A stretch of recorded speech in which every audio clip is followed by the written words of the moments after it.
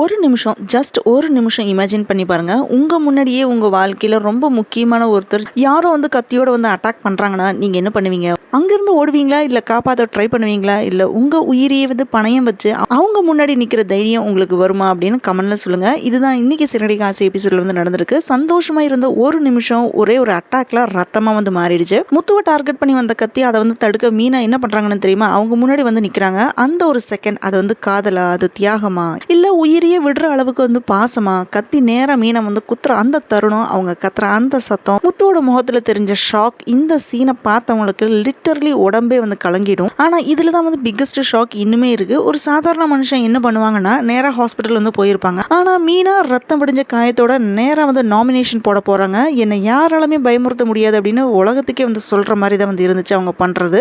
இந்த ஒரு டிசிஷன், இந்த ஒரு சீன் ஃபுல் கதையுமே தலைகீழ மாத்த போகுது. இப்ப கேள்வி என்னன்னு பாத்தீங்கன்னா, இந்த அட்டாக்கு பின்னாடி யாரு? மீனா இவ்வளவு தைரியமா நிக்கிறதுக்கு காரணம் என்ன? இதுக்கு முத்து நெக்ஸ்ட் என்ன செய்ய போறான்? இந்த எபிசோடு ஒரு சாதாரண எபிசோடு இல்ல. இது ஒரு போராட்டத்தோட பிகினிங்கா தான் இருக்குது. சிந்தாமணி ஆளுங்க மீனா குத்தியால குத்திடுறாங்க. ஆனா அதுக்கப்புறம் தான் எக்ஸ்பெக்ட் பண்ணாத பெரிய சம்பவமே நடக்க போகுது. என்னெல்லாம் நடந்துச்சு அப்படின்றத வாங்க டீட்டெயில்டா பார்க்கலாம்.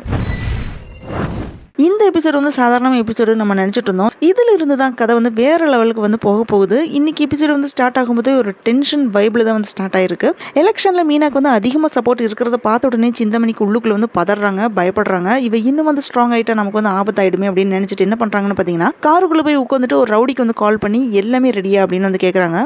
அதுக்கப்புறம் சிந்தாமணி அந்த ரவுடிட்ட நீ முத்து கத்தியால குத்திடு அப்படின்னு சொல்றாங்க. அந்த ஒரு டயலாக் அவங்களோட மனசு எவ்வளவு டார்க்கா இருக்குன்ட்டு நமக்கு புரிஞ்சிருக்கும். அவங்களோட நோக்கம் சிம்பிளா தான் இருக்குது. என்னன்னா, இதை பார்த்த மீனா பயந்து போய் இந்த எலெக்ஷன்லேயே நிக்க கூடாது அப்படின்னு நினைக்கிறது தான். அதுக்காக தான் சிந்தாமணி இப்படி செய்யறாங்க. அடுத்த சீன்ல முத்துவும் மீனாவும் சந்தோஷமா டான்ஸ் ஆடிட்டு இருக்காங்க. ஒரே ஒரு செகண்ட்ல அந்த ஹாப்பினஸ் ஃபுல்லா நொறுங்கிடுது. அப்போ ஒரு அன்னோன் பர்சன் ஃபேஸ்ல கர்ச்சீஃப் எல்லாமே கட்டிட்டு கத்தியோட முத்துவை குத்த டார்கெட் பண்றான். ஆனா அந்த ஸ்பிளிட் ஆஃப் செகண்ட்ல அதை நோட் பண்ண மீனா என்ன பண்றான்னு தெரியுமா? உடனே முத்துவுக்கு முன்னாடி நிக்கிறான். அந்த ஒரு செகண்ட்ல காதலுக்கு ஒரு அல்டிமேட் ப்ரூஃபா இருக்குது. அதனால அந்த பர்சன் மீனா குத்திடுறாரு. மீனா வழியால கத்துறா. முத்துவோட ஃபேஸ் அப்படியே ஷாக் ஆகுது. கோபம் வேற, ஹெல்ப்லெஸ்னஸ் எல்லாமே கலந்து இருக்குது. உடனே முத்து அந்த அட்டாக்கர் பிடிக்க ட்ரை பண்றான். அந்த கர்ச்சீஃப் ரிமூவ் பண்ணி ஃபேஸை பாத்துறான். அவனோட ஃபேஸ் கூட ஒரு செகண்டுக்கு தான் தெரியும். என்னதான் இவ்வளவு ட்ரை பண்ணிட்டு போய் அந்த பர்சன் அங்கிருந்து தப்பிச்சு ஓடி போயிடுறான். அந்த ஹெல்ப்லெஸ் மொமெண்ட் முத்துக்கு லைஃப்ல மறக்க முடியாத ஒரு சீனா இருக்குது. இதுதான் எபிசோடோட மாஸ் ட்விஸ்டே. மீனா காயமடைஞ்சனால ஹாஸ்பிட்டலுக்கு போவா, எலெக்ஷனை விட்டுடுவா அப்படின்னு சிந்தாமணி நினைக்கிறாங்க.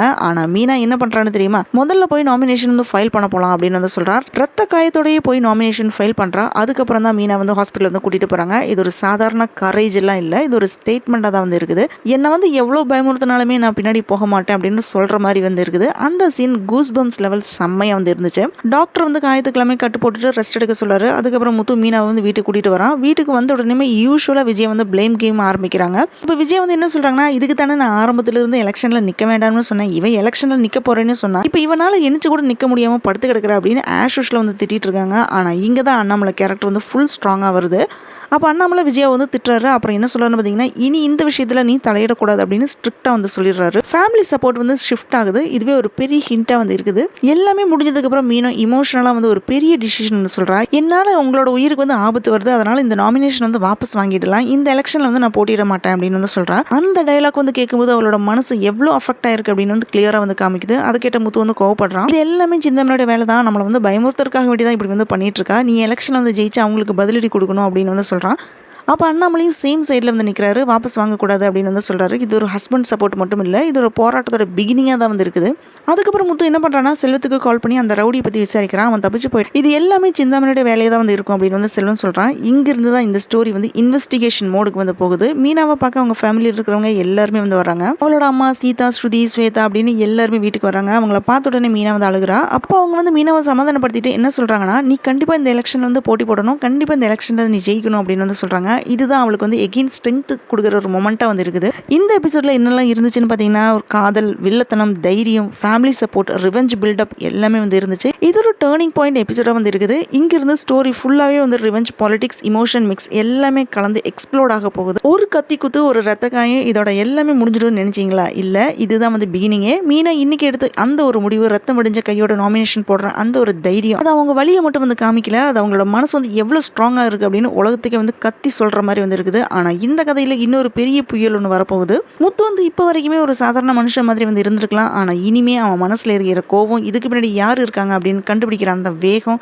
அதை யாரையுமே விடாது. இன்னொரு பக்கம் சிந்தாமணிக்கு இது ஒரு கேம் அப்படின்னு வந்து தோணியிருக்கு அவங்களுக்கு. ஆனால் அவங்களுக்கே வந்து தெரியாமல் அவன் ஸ்டார்ட் பண்ண இந்த கேம் அவளே வந்து சிக்க வைக்க போகுது. இப்போ சுச்சுவேஷன் என்னன்னு பார்த்தீங்கன்னா, ஒரு பக்கம் ரத்தத்தோட நின்று போராடுற மீனா, இன்னொரு பக்கம் உண்மையை தேடி எரியிற முத்து, மூணாவது பக்கம் இன்னும் கொடூரமா வந்து திட்டம் போட்டுட்டு இருக்காங்க சிந்தாமணி. இந்த 3 ரூட்டும் எங்க போய் சேர போகுது? மீனா இந்த போராட்டத்தில் வந்து ஜெயிப்பாளா, இல்ல இதை விட பெரிய ஆபத்து வெயிட்டிங்ல வந்து இருக்குதா? முத்து உண்மையை கண்டுபிடிச்சா அதுக்கப்புறம் என்ன ஆகும்? ஒரு விஷயம் மட்டும் கிளியரா வந்து இருக்குது. இது இனிமே ஒரு சாதாரண சீரியல் ஸ்டோரி மாதிரி எல்லாம் இருக்காது. இது ஒரு ரிவெஞ்ச், ஒரு ஃபைட், ஒரு லைஃப் பேட்டில வந்து இருக்க போகுது. அடுத்த எபிசோட்ல என்ன நடக்க போகுது அப்படின்னு தெரிஞ்சுக்க இந்த ஸ்டோரியை மிஸ் பண்ணாதீங்க. Thanks for joining with me. இந்த வீடியோ உங்களுக்கு பிடிச்சிருக்கும் நம்புறேன். இந்த வீடியோக்கு லைக் பண்ணுங்க, ஷேர் பண்ணுங்க, சப்ஸ்கிரைப் பண்ணுங்க. Have a great day.